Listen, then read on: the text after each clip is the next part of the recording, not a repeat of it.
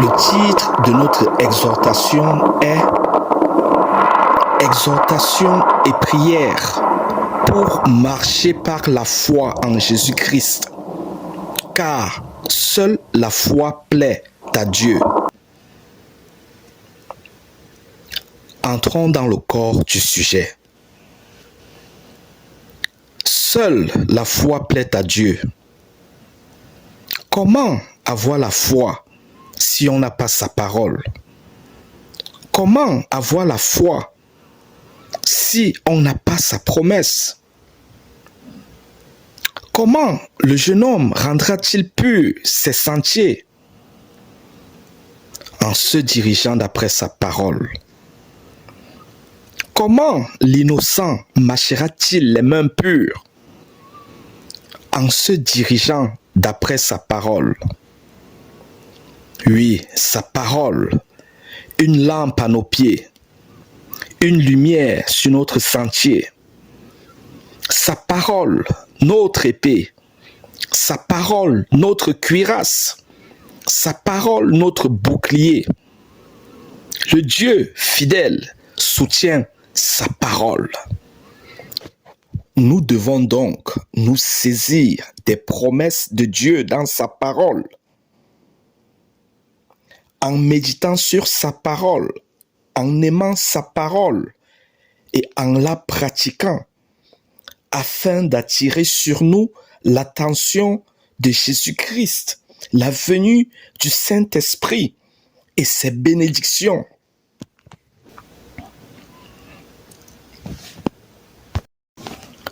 La Bible dit que la foi est une ferme assurance des choses qu'on espère, une démonstration de celles qu'on ne voit pas.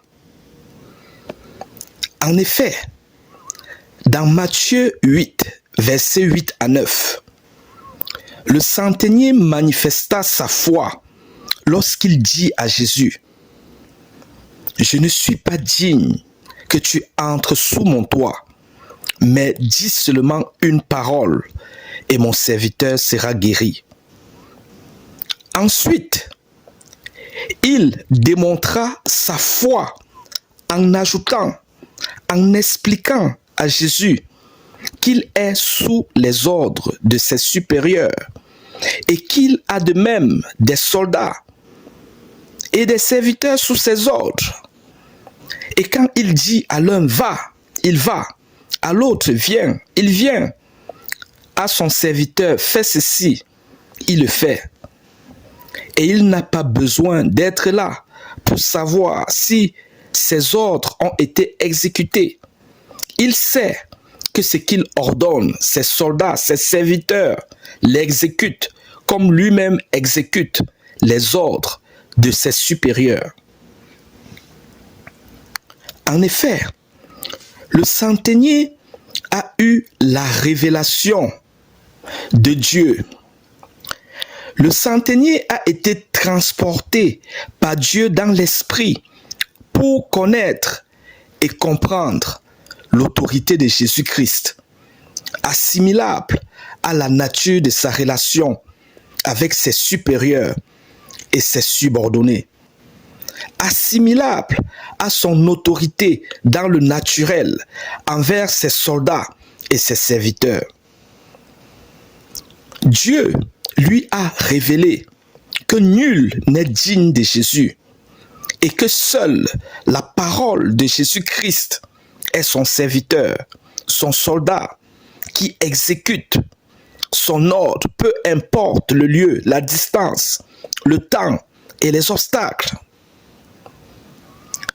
Il a eu la révélation que la parole de Jésus est vivante pour générer des entités vivantes, spirituelles, qui exécutent ce pourquoi ils sont sortis de la bouche de Jésus-Christ.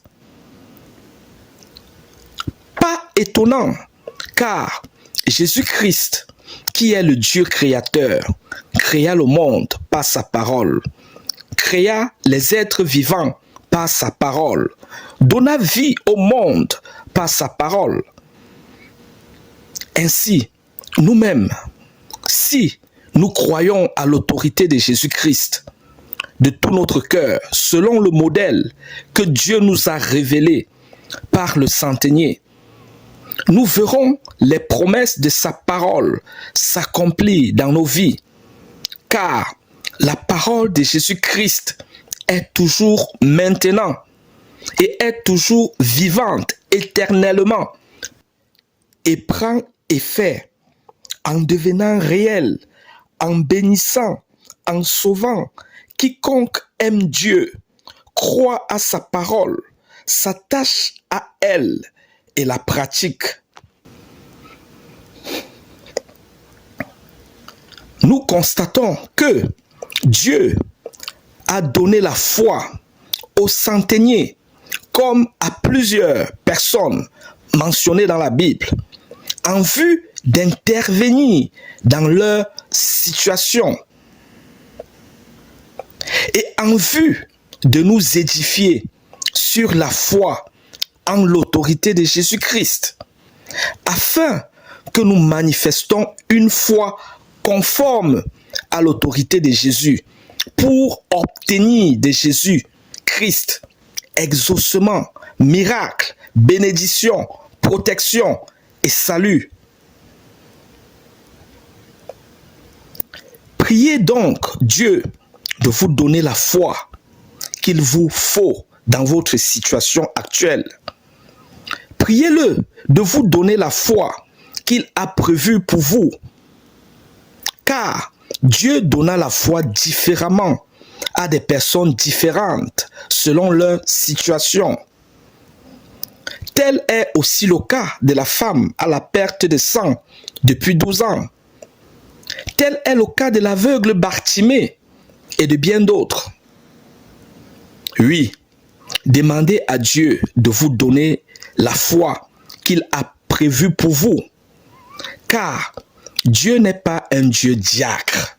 Je veux dire, Jésus-Christ n'est pas un Dieu suiveur, mais il est le Dieu suivi, car il est souverain en tout et en toutes choses.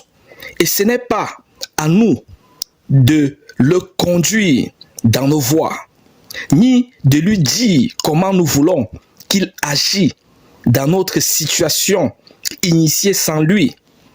Ce n'est pas à nous d'appeler le Seigneur dans nos désirs, nos passions et nos projets personnels qui n'ont pas été initiés par sa parole ni son Saint-Esprit. Mais c'est à nous de lui demander de nous conduire par sa grâce et sa miséricorde dans ses désirs et ses projets pour nous en son temps et en sa saison.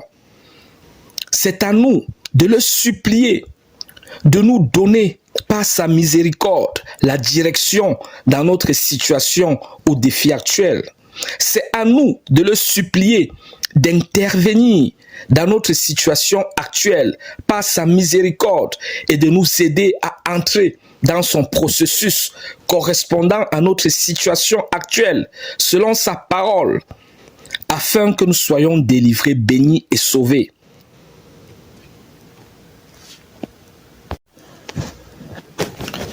La foi met sa confiance sur ce que Jésus-Christ dit. Tant que nous mettrons notre confiance sur ce que Jésus-Christ dit dans sa parole dans la Bible et que nous manifestons notre confiance, notre croyance en agissant selon la conduite de sa parole, inévitablement, nous attirons sur nous l'attention de Jésus-Christ, l'invitation du Saint-Esprit pour venir donner vie à la parole de Jésus dans notre situation, afin que nous soyons témoins de la délivrance de Dieu, du miracle de Dieu, de la fidélité de Dieu, de l'amour de Dieu. Notre foi doit être authentique, endurant, persévérant et doit résister à toute épreuve. Dans le temps, tentant de nous faire renoncer à cette foi, à ce processus que Dieu nord pour nous conduire dans une voie, dans un processus qui n'honore pas Jésus-Christ, qui n'honore pas la foi en Jésus-Christ. Le Seigneur dit dans sa parole que si nous demandons quelque chose selon sa volonté, il nous écoute. Et si nous savons qu'il nous écoute, alors nous savons que nous possédons ce que nous lui demandons. Ainsi, nous devons savoir la volonté de Dieu dans une situation donnée de notre vie, pour savoir quoi demander et comment demander afin de recevoir de Jésus ce que nous lui demandons. Car jamais le Seigneur agira contre sa parole souveraine. Jamais le Seigneur quittera sa souveraineté pour suivre et exaucer ce qui viole la souveraineté de sa parole. Je veux dire, ce qui viole le processus qu'il a établi en toutes choses. Jésus-Christ n'est pas un Dieu diacre. Je veux dire qu'il n'est pas un Dieu suiveur, mais il est le Dieu suivi, que nous devons suivre en marchant selon sa parole, en priant selon sa volonté, en dépendant de lui en toutes choses, en nous laissant guider tous les jours par sa parole, afin qu'il fasse venir chaque chose qu'il a prévue pour nous en son temps et en sa saison, et qu'il nous fasse afin d'entrer dans son repos et dans son salut. Fin de message. Maintenant, prions. Père céleste, au nom de Jésus-Christ, merci pour ta présence et ton assistance à l'élaboration de ce message. Seigneur, tu connais l'état actuel des cœurs qui écoutent ce message, car c'est par quête et par désir de te chercher et de te trouver, de t'invoquer et que tu répondes, que nous écoutons tous ce message donné par ton Saint-Esprit. Seigneur, je t'en prie, guéris nos cœurs rebelles et endurcis, afin que ta parole tombe sur des cœurs qui comprennent, qui acceptent et qui s'engagent dans tes voies, comme une sémence qui tombe sur une terre fertile pour germer et produire des fruits. Par ta volonté, je crois et je confesse que je reçois de toi la guérison de mon cœur au nom de Jésus-Christ. Par ta volonté et la foi en ta parole, je confesse que je suis la bonne terre sur laquelle ta sémence est tombée au nom de Jésus-Christ. Père céleste, tu connais mes œuvres qui sont présentement devant toi. Tu connais mes situations actuelles. Tu connais le joug du monde qui est présentement sur moi, car je n'ai pas marché dans tes voies. Je t'en prie, pardonne-moi et secours-moi. Aie grâce et aie miséricorde de moi et de toute ma maison au nom de Jésus-Christ. Guéris tous les cœurs de ma maison afin que nous nous conformons à ta volonté et que tu nous fasses connaître ton amour au nom de Jésus-Christ. Par ta volonté et la foi en ta parole, je crois et je confesse que je suis délivré de mes ennemis et de la servitude du monde au nom de Jésus-Christ. Je crois et je confesse que le Seigneur me soutient par mon humiliation devant lui pour m'accompagner tous les temps, pour me fortifier, pour me relever à chaque fois que je tombe, pour m'encourager à avancer dans ses voies Au nom de Jésus-Christ. Par ta volonté et la foi en ta parole, je confesse que je suis dans les mains de Jésus et que nul ne me ravira de ses mains. Je confesse que j'appartiens maintenant à Jésus et pour toujours. Je confesse que ma maison appartient maintenant à Jésus et pour toujours. Au nom de Jésus-Christ. Au nom de Jésus-Christ. Au nom de Jésus-Christ. Je crois et je confesse que les portes de Dieu me sont ouvertes. Je jouis dès maintenant de tous les privilèges des enfants de Dieu. Et je confesse que je ne suis plus seul. L'armée de Dieu est avec moi. Jésus-Christ est avec moi. Le Saint-Esprit est avec moi. J'ai tout pour vaincre dans ce monde et entrer dans le royaume de Dieu pour contempler la gloire de mon Dieu. Au nom de Jésus-Christ.